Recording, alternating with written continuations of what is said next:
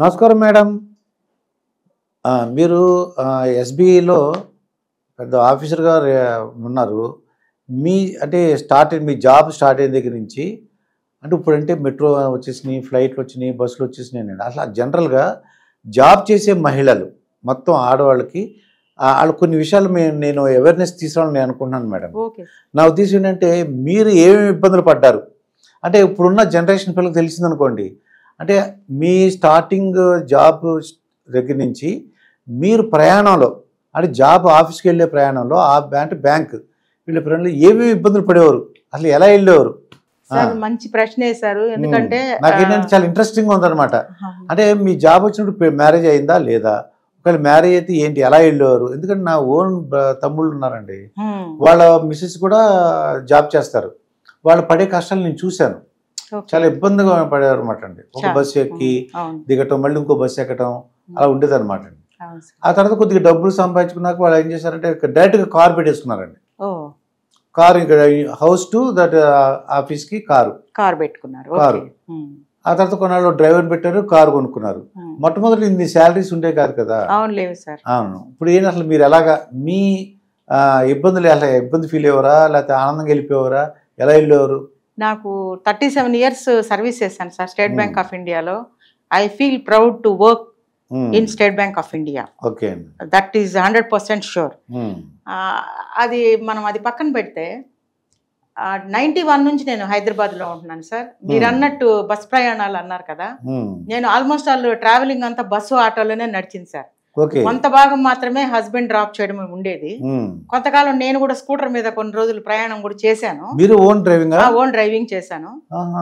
91, 92, 93 ఆ టైంలో. 96 లో నేను బాలానగర్ వచ్చేసాను.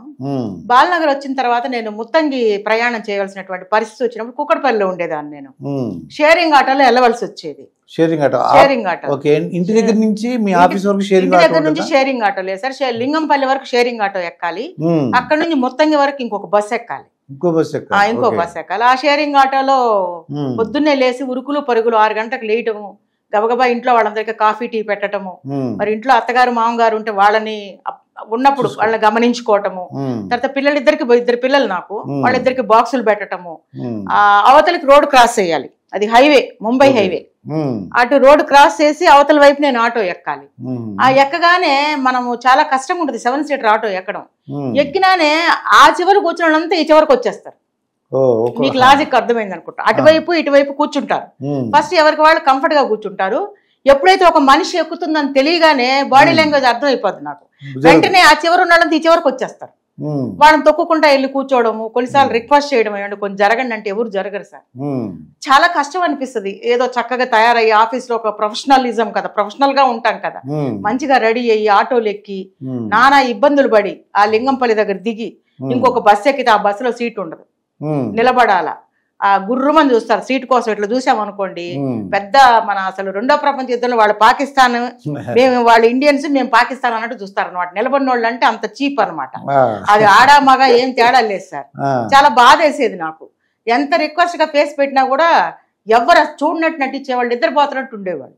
చాలా కష్టంగా ఉండేది. తర్వాత ఈవినింగ్ బాగా లేట్ అయ్యేది నాకు, 8:30, 9 అయ్యేది. అంటే సుమారుగా ఇంటి దగ్గర నుంచి ఆఫీస్ దగ్గర ఎంత టైం పట్టేది అంటారా? నాకు 1 hour పైనే పడుతుంది సార్. 1 hour పైనే పడుతుంది. ఈ 1 hour జర్నీ అంటే 2 రకాలు ఉంటుంది సార్, నేను చెప్పచ్చో లేదో. 1 hour జర్నీ స్ట్రైట్ గా ఇంటి దగ్గర ఎక్కి ఆఫీస్ దగ్గర దిగామనుకోండి, we can reach within 45 minutes. ఇక్కడ బ్రేక్ జర్నీ, రోడ్ క్రాస్ చేయాలి, ఒక ఆటో కోసం వెయిట్ చేయాలి, అక్కడ నుంచి లింగంపల్లి వెళ్ళాలి, లింగంపల్లి నుంచి మళ్ళా ఇంకొక బస్సో లేకపోతే ఇంకొక ఆటోనో, షేరింగ్ ఆటోలే. అప్పుడు సింగిల్ ఆటో అంటే చాలా 100 అడుగుతారు. సో మనం 100 ప్రతిరోజు ఇవ్వలేం కదా, వాడు 100, 200 అడుగుతాడు. అలా కాకుండా షేరింగ్ అంటే ఆశపడతాం. వాడు ఎంతసేపటికి కదలడు, టైం 9:45 అవుతుంది, టెన్షన్ అవుతూ ఉంటది.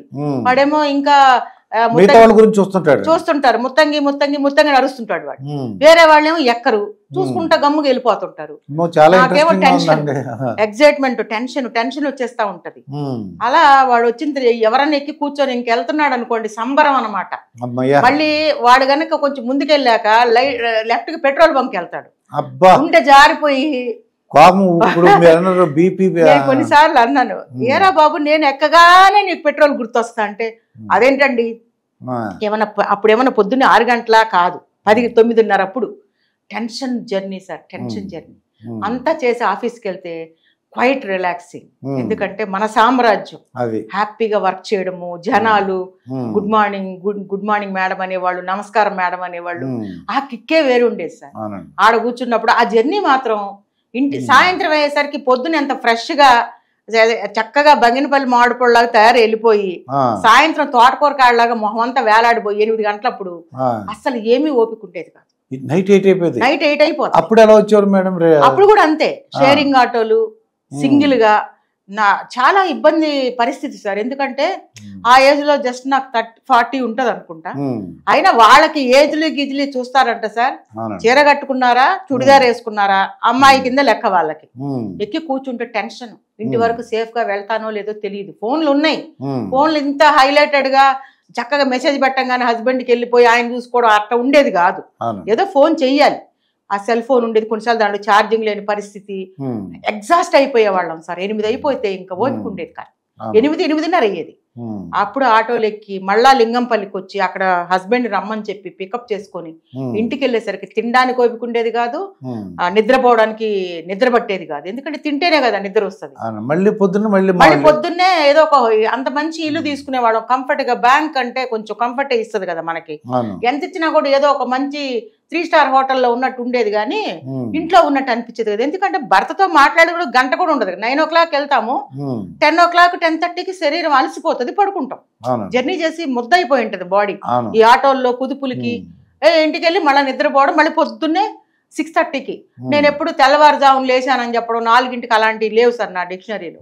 నేను కంఫర్టబుల్ గా 7 hours తక్కువగా నేను నిద్రపోను ఏ రోజు కూడా. ఎంత కష్టం వచ్చి ఏదో పెద్ద బ్రహ్మాండం బద్దలైతే తప్ప 7 గంటలు ఖచ్చితంగా నిద్రపోతాను. ఏది 7 hours నాకు, నేను అనట్లేదు, కావాలి నిద్ర. ఆడవాళ్ళకి నిద్ర అవసరం, రెస్ట్. సో చక్కగా లేచి 7 గంటలకి కొంచెం యోగా, మెడిటేషన్ అవి చేసేదాన్ని సార్. అవన్నీ కూడా మాకు చాలా ఉపయోగపడ్డాయి. బ్యాంక్ వెళ్ళిన తర్వాత చాలా బాగుండేది సార్. కస్టమర్స్ కి సర్వీస్ చేయడము, వాళ్ళ యొక్క సంతోషాన్ని చూడడం మొహంలో, వాళ్ళు హ్యాపీగా మేడం థ్యాంక్ యూ అంటే అది ఒక నిజం చెప్పాలంటే అది కిక్ సార్. ఇంకోటి ఏంటంటే ఆడవాళ్ళకి నాకు తెలుసు కాబట్టి, నాకు సిస్టర్స్ ఉన్నారు. అవును సార్. మరి ఇలా నాకేమంటే పాపం ఆడవాళ్ళకి ఇప్పుడు ఇది మెన్సెస్ అని లేకపోతే నెలవారీ కార్యక్రమాలు ఉంటాయి సార్.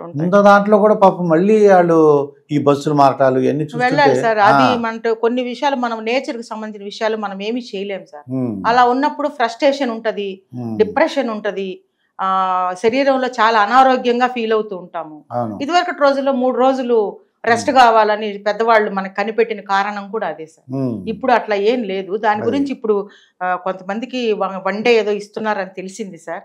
అది కూడా ముందు 3 రోజులు ఆ రెస్ట్ కూడా ఆడవాళ్ళకి ఇస్తే హ్యాపీగా ఉంటారు వాళ్ళు. ఇంకా బూస్టప్ అవుతారు, ఎనర్జీ బూస్టప్ అయ్యి ఇంకొంచెం బాగా పనిచేస్తారు. ఇంకా ఇలాంటి ట్రావెలింగ్స్ చేయడానికి కూడా ఇబ్బంది ఉండదని నేను అనుకుంటున్నాను. అంటే మొత్తం జీవితం అంతా కూడా ఇలాగే ఉంది, ఆటోలు, బస్సులు, ఇదే. ఇప్పుడు ఎవరు కూడా ఇన్స్టిట్యూట్ పక్కన అంటే బ్యాంక్ పక్కన ఏ సంస్థనే తీసుకోండి సార్, నాట్ ఓన్లీ బ్యాంక్. ఇంటి పక్కనే బ్యాంక్ దగ్గర పక్కన ఇల్లు తీసుకోరు కదా. ఏదైనా కొంత డిస్టెన్స్ ఉంటుంది. దానికి కారణం పిల్లల చదువులు కావచ్చు, భర్త ఎంప్లాయ్మెంట్ కావచ్చు, ఒక సెంటర్ హాస్పిటల్ అన్ని ఉన్న ఏరియాలో తీసుకొని ఉండొచ్చు, బ్రాంచ్ కొంచెం దూరంగా అవే ఫ్రమ్ ద సిటీ ఉండొచ్చు, ఆ ఏరియాలో మనం ఉండలేకపోవచ్చు. అలాంటి పరిస్థితుల్లో తీసుకున్నప్పుడు జర్నీ అనేది తప్పనిసరి. అక్కడే కాదు, సంగారెడ్డి వరకు నేను ట్రావెల్ చేసిన రోజులు ఉన్నాయి. సదాశివపేటలో కూడా నేను పనిచేశాను. అలాంటప్పుడు కూడా ట్రావెలింగ్, ఇది మీకు చెప్పింది మొత్తంగా సదాశివపేట, సంగారెడ్డి కూడా చేశాను. RTC bus sir. ఆర్టీసీ బస్సులో కర్ణాటక బస్సులు ఉంటాయి. నేను ఎందుకు అడుగుతున్నానంటే ఈ జనరేషన్ వాళ్ళకి, సాఫ్ట్వేర్ వాళ్ళకి, వీళ్ళందరూ కూడా తెలియాలని. ఎందుకంటే వాళ్ళు ఏసీ కార్లు ఉన్నాయి, అది ఏసీ బస్సెస్లు ఉన్నాయి, లేకపోతే మెట్రో ట్రైన్స్ ఉన్నాయి. అసలు మీరు ఎన్ని కష్టాలు పడ్డారు, ఇవన్నీ ఈ జనరేషన్ వాళ్ళకి చెప్పాలని నా కోరిక అనమాట. నేను కూడా ఇంకో మాట చెప్తాను సార్, బస్సులు సేఫ్ సార్ ఆల్వేస్. 2-wheeler కన్నా, కారు కన్నా బస్సు ఆల్వేస్ సేఫ్. ఈ కర్ణాటక బస్సులు అయితే, నేను ఇంతవరకు కర్ణాటక బస్సులో వెళ్ళినప్పుడు ఇంతవరకు యాక్సిడెంట్ అనేది నేను ఎక్కడ చూడలేదు. మంచి పట్టు ఉంటది వాడికి డ్రైవింగ్ లో. మన వాళ్ళు చేయరని కాదు, అలాంటి బస్సులు అటు ఆ రూట్లో అయితే వెళ్ళొచ్చు. ఇంకొకటి ఏంటంటే ఆడవాళ్ళు ఎప్పుడు కూడా తమని తాము నిర్లక్ష్యం చేయకూడదు. తమని తాము అంటే ఇంత ప్రయాణం చేసేవాళ్ళు పొద్దున్న యోగా, కొంచెం మెడిటేషన్, తమ కోసం ఈ 2 గనక చేయగలిగితే కొంచెం ఎనర్జెటిక్ గా, మంచి ఆరోగ్యంగా, ఇంకా వాళ్ళ సంస్థలకి వాళ్ళు కొంచెం డెడికేట్ చేసే సర్వీసెస్ ఇవ్వడానికి అవకాశం అవకాశం. నా రహస్యం అదే సార్. అదండి. ఇదండి మనోజ నామాల గారితో జరిగిన ఇంటర్వ్యూ. మరొక ఇంటర్వ్యూతో మీ ముందుంటాను. మీ మాస్టర్ దుర్గా ప్రసాద్. నమస్కారం.